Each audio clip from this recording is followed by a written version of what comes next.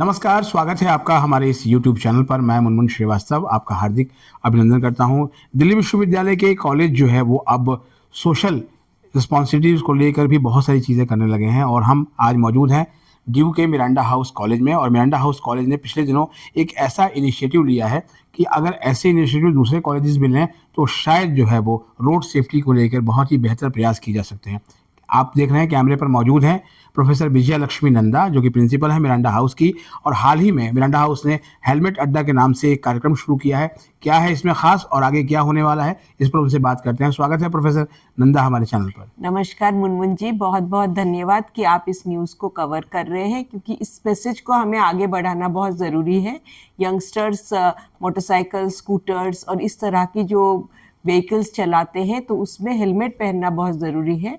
हमारे साथ एक एनजीओ ट्रैक्स हमारे साथ ज्वाइन किए और उन्होंने ये हेलमेट अड्डा का जो एक तरह की मुहिम है जो वो चलाते हैं, और उसमें ministry of transports and highways भी हमारे साथ जुड़े हुए हैं। उनके डायरेक्टर हमारे साथ जो प्रोग्राम जब हमने इनॉग्रेट हुआ वो साथ आए, और हमने अपने जस्ट गेट के साथ जो गार्ड रूम है उसको हमारे इको सुविनर शॉप भी है, वहीं पे हमने उनके 20 हेलमेट्स जमा किया है। जो कभी भी कोई स्टूडेंट को ज़रूरत पड़े, अगर पिलियन राइडिंग जा रही है या वैसे अपना हेलमेट भूल गई है तो वो वहाँ से ले सकती है और फिर बाद में वहाँ जमा कर सकती है।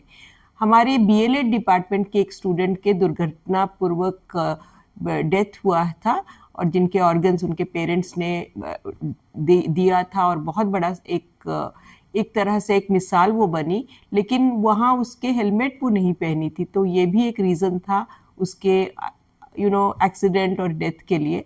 तो हम चाहते हैं कि इस तरह की चीज़ कभी नहीं हो हमारे स्टूडेंट्स के साथ, और जहाँ ज़रूरत है स्टूडेंट्स यहीं से लेके जाए। कभी कभी ये भी होता है कि अपने पास नहीं है। दूसरा है, जिस तरह का हेलमेट पहन रहे हैं, प्रॉपर हेलमेट पहनना ज़रूरी है। जैसे एक टोपी टाइप का हेलमेट होता है जो पुलिस से डर और पेनल्टी की वजह से लोग पहन लेते हैं कि चलो हेलमेट तो पहना है, वो नहीं चलेगा। जैसे अगर आपको अपने सेफ्टी देखना है, उसमें सिर्फ प्यूनिटिव मेजर का सोच नहीं रखना है, अपने को बचाना है, और उसलिए प्रॉपर हेलमेट पहनना भी ज़रूरी है। तो मैम, जैसे आपने कहा कि 20 हेलमेट से शुरुआत हुई है, तो क्या ये स्टूडेंट्स को कोई चार्ज भी देना पड़ेगा? नहीं, कोई चार्ज नहीं है, ये फ्री है। ये गेट के पास रखी हुई है।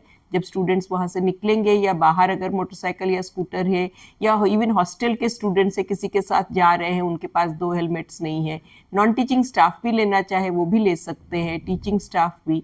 तो ये ज़रूरी नहीं है कि आप उसमें कोई आपको कुछ पैसा देना होगा, लेकिन आप बाद में उसको जमा कर दें, यहाँ से ले टोकन के हिसाब से और फिर जमा करें। हम इस नंबर्स को भी बढ़ा सकते हैं, और हमारी यही कोशिश रहेगी कि दिल्ली पुलिस से भी मेरी बात हो रही है, जो एरिया पुलिस है मॉरिस नगर पुलिस स्टेशन, उनको भी हमने कहा कि इसके साथ आप जुड़िए, क्योंकि ये पिंक बूथ यहाँ साथ बना है।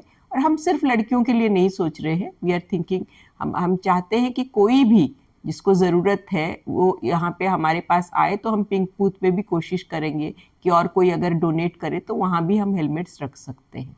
एक चीज़ और भी है मैम कि मिरांडा हाउस के साथ जो है वो थोड़ी सी दुर्घटना रही है। जैसे श्रेया मिश्रा जो इस कॉलेज की स्टूडेंट थी, उनकी सड़क दुर्घटना में जो है मृत्यु हो गई थी। एक रोड पूरा उनके नाम पे ही है।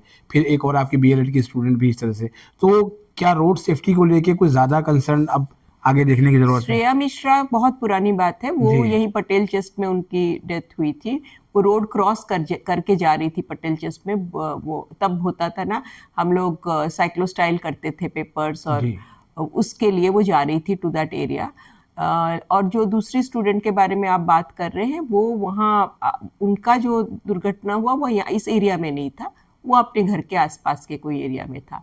लेकिन हम लोग अभी जब ये डिस्कशन हुआ हेलमेट अड्डा की, जब हमने इनॉग्रेशन की, तो हमने ये भी सोचा कि इस पे हमें रिसर्च करना चाहिए, ऑडिटिंग करना चाहिए। तो रोड सेफ्टी ऑडिटिंग हमारे स्टूडेंट जो सेंटर फॉर एनवायरमेंटल स्टडीज़ और डिज़ास्टर मैनेजमेंट, उसके स्टूडेंट्स अभी रोड सेफ्टी की ऑडिट शुरू करेंगे, जो एरिया में करेंगे।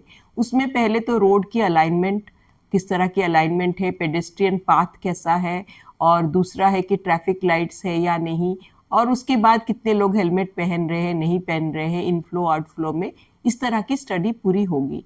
तो इस तरह की रोड सेफ्टी ऑडिट की पूरी जो अंडरस्टैंडिंग और मॉड्यूल ऑलरेडी आपको अवेलेबल है, क्योंकि बहुत जगह किया हुआ है, तो उसकी इन्फॉर्मेशन है और टीचर्स उसको गाइड करेंगे। NIDM जिनके साथ हमारा टाई अप है, या उन लोगों से भी हम थोड़ा सा इंफॉर्मेशन लेंगे।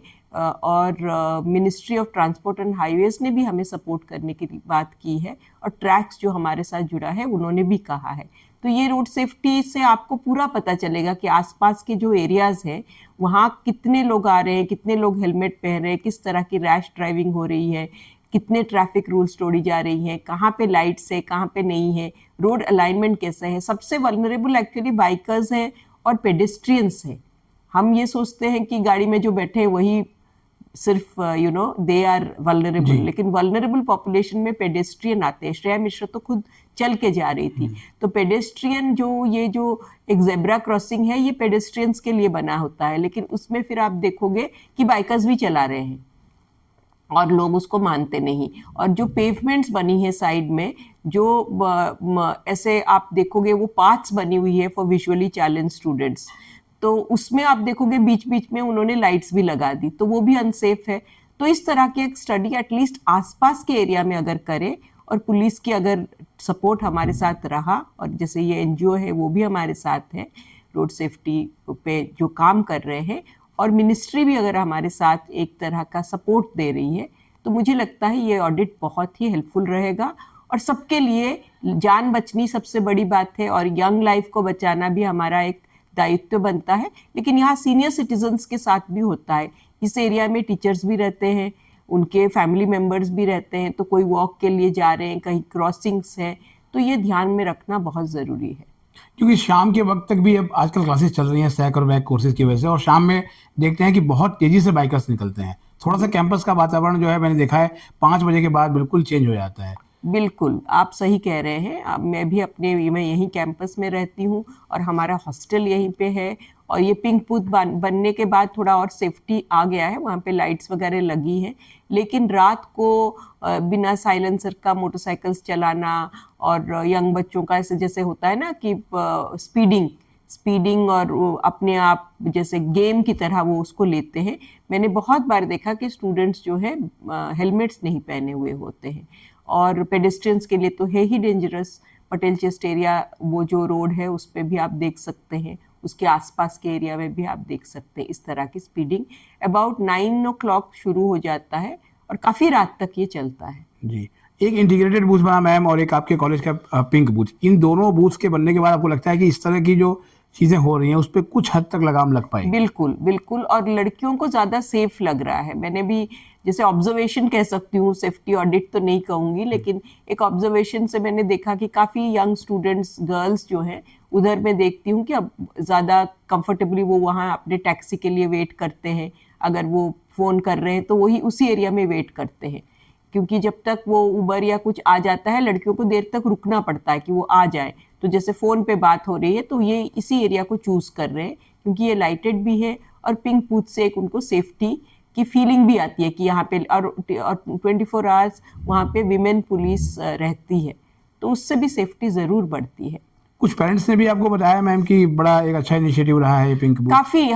काफ़ी पेरेंट्स ने फ़ोन किया, क्योंकि न्यूज़पेपर में वेल रिपोर्टेड था, और हमारे VC सर भी उसमें आए थे, तो उनके भी और कमिश्नर ऑफ पुलिस के भी मैसेजेस थे, तो उससे काफ़ी लोगों के पास ये बात पहुंची, और उन्होंने मिरांडा हाउस को बहुत कॉन्ग्रेचुलेट किया कि आपने ये बनाया। और उन लोगों को ये भी था जिनके हॉस्टल में जो स्टूडेंट्स रह रहे हैं, वो उनके पेरेंट्स ने ज़्यादातर हमें फ़ोन किया, या जब मिले तो बोले कि ये बहुत अच्छा है, क्योंकि जब दूसरे शहरों से लोग आते हैं वहाँ की, और दिल्ली के बारे में एक फीलिंग तो होती है ना कि ये सेफ जगह नहीं है, तो जब इस तरह का कोई चीज़ होता है उससे सेफ्टी की सेंस बढ़ती है। तो और कुछ चीज़ें सेंस से भी होती है कि दैट यू फील सेफ, ये एक सेफ स्पेस है, तो ये फीलिंग ज़रूर बढ़ी है ये दोनों बूथ्स के बाद। जी मैम, रोड सेफ्टी के लिए और ख़ासतौर पर जो है वो छात्र छात्राओं की सुरक्षा के लिए जो ये प्रयास है, आपको लगता है कि अगर दिल्ली यूनिवर्सिटी का सब कॉलेज, क्योंकि पूरी दिल्ली यूनिवर्सिटी के कॉलेजेस पूरी दिल्ली में फैले हुए हैं, अगर इस तरह की चीज़ें हों तो हम दिल्ली को और बेहतर बना पाएंगे? बिल्कुल, ये एक सिटीज़न का जो है ड्यूटी है कि हम अपने आसपास के एरिया को सेफ बनाएं। और मैं सोचती हूँ कि मिरांडा हाउस की तरफ ये नेशन बिल्डिंग और सिटीज़न रिस्पॉन्सिबिलिटी का एक मुहिम है, कि मैं ये सिर्फ लड़कियों की सेफ्टी की बात नहीं कर रही हूँ, ये जो एरिया है उसमें लड़के भी रह रहे हैं, टीचर्स भी रह रहे हैं, नॉन टीचिंग भी रह रहे हैं और पेशेंट्स भी आ रहे हैं वहाँ पटेल चेस्ट एरिया में। काफ़ी कुछ, ये एक बहुत बड़ा कम्युनिटी और ओपन और पोरस कैंपस है। तो इसको नज़र रखते हुए आई थिंक ये बहुत बड़ा एक रिस्पॉन्सिबल सिटीजनशिप और या सेंसिटिव सिटीजनरी का ये एक बहुत बड़ा स्टेप है। जी, बहुत बहुत धन्यवाद मैम इस सामाजिक सरोकारों से जुड़ी हुई पहल के लिए और आपको बहुत शुभकामनाएं। आपको भी मुनमुन जी, थैंक यू।